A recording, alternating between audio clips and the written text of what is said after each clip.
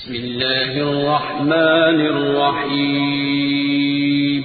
شروع اللہ کا نام لے کر جو بڑا مہربان نہایت رحم والا ہے۔ حامیم، اس کتاب روشن کی قسم کہ ہم نے اس کو ایک مبارک رات میں نازل فرمایا، ہم تو خبردار کرنے والے ہیں۔ اسی رات میں تمام حکمت کے کام فیصل کیے جاتے ہیں، یعنی ہمارے ہاں سے حکم ہو کر بے شک ہم ہی فرشتوں کو بھیجتے ہیں۔ یہ تمہارے پروردگار کی رحمت ہے، وہی تو سننے والا ہے، جاننے والا ہے۔ آسمانوں اور زمین اور جو کچھ ان دونوں میں ہے سب کا مالک، بشرطے کہ تم لوگ یقین کرنے والے ہو۔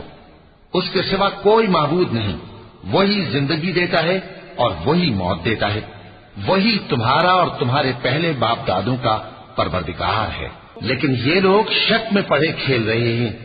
تو اس دن کا انتظار کرو کہ آسمان سے صاف دھواں نکلے گا جو لوگوں پر چھا جائے گا، یہ درد دینے والا عذاب ہے۔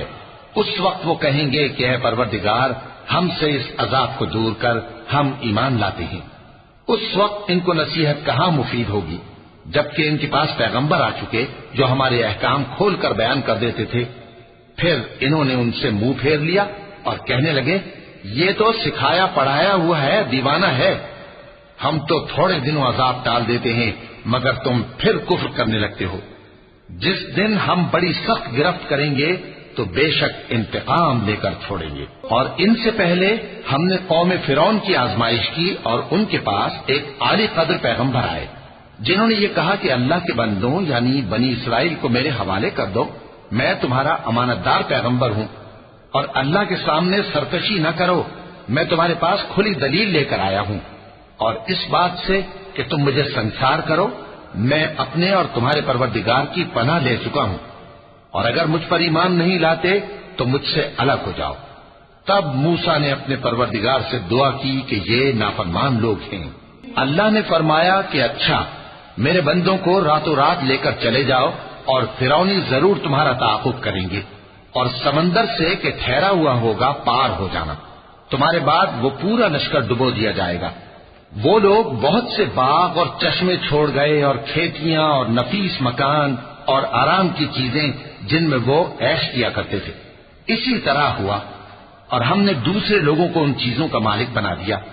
پھر ان پر نہ تو آسمان اور زمین کو رونا آیا اور نہ ان کو مہلت ہی دی گئی، اور ہم نے بنی اسرائیل کو ذلت کے عذاب سے نجات دی، یعنی فرعون سے۔ بے شک وہ سرکش اور حد سے نکلا ہوا تھا، اور ہم نے بنی اسرائیل کو اہل عالم میں سے علم کی بنیاد پر چنا تھا، اور ان کو ایسی نشانیاں دی تھیں جن میں کھلی آزمائش تھی۔ یہ لوگ یہ کہتے ہیں کہ ہمیں صرف پہلی دفعہ یعنی ایک بار مرنا ہے اور پھر اٹھنا نہیں، بس اگر تم سچے ہو تو ہمارے باپ دادا کو زندہ کر لا۔ بھلا یہ اچھے ہیں یا تبا کی قوم اور وہ لوگ جو ان سے پہلے ہو چکے ہیں؟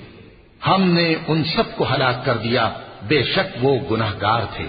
اور ہم نے آسمانوں اور زمین کو اور جو کچھ ان میں ہے اس کو کھیل کے لیے نہیں بنایا، ان کو ہم نے تدبیر سے پیدا کیا ہے، لیکن اکثر لوگ نہیں جانتے۔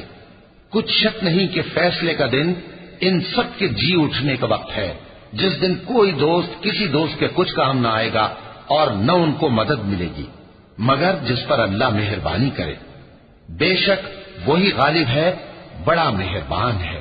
بلا شبہ تھوہر کا درخت گناہگاروں کا کھانا ہوگا، جیسے پگھلا ہوا تانبا۔ وہ تھوہر پیٹوں میں اس طرح کھولے گا جس طرح گرم پانی کھولتا ہے۔ حکم دیا جائے گا کہ اس کو پکڑ لو اور کھینچتے ہوئے دوزخ کے بیچوں بیچ لے جاؤ، پھر اس کے سر پر کھولتا ہوا پانی اونڈیل دو کہ عذاب پر عذاب ہو۔ اب مزہ چکھ، تو بڑی عزت والا اور سردار تھا۔ یہ وہی دوزخ ہے جس میں تم لوگ شک کیا کرتے تھے۔ بے شک پرہیزگار لوگ چین کے مقام میں ہوں گے، یعنی باغوں اور چشموں میں باریک اور دبیز ریشم کا لباس پہن کر ایک دوسرے کے سامنے بیٹھے ہوں گے۔ وہاں اس طرح کا حال ہوگا، اور ہم بڑی بڑی آنکھوں والی حوروں کو ان کی بیویاں بنا دیں گے۔ وہاں امن و اطمینان سے ہر قسم کے میوے منگائیں گے اور کھائیں گے، اور پہلی دفعہ کے مرنے کے علاوہ موت کا مزہ پھر نہیں چکھیں گے، اور اللہ ان کو دوزخ کے عذاب سے بچا لے گا۔ یہ تمہارے پروردگار کا فضل ہے، یہی تو بڑی کامیابی ہے۔ ہم نے اس قرآن کو تمہاری زبان میں آسان کر دیا ہے تاکہ یہ لوگ نصیحت حاصل کریں۔ بس تم بھی انتظار کرو، یہ بھی انتظار کر رہے ہیں۔ صدق اللہ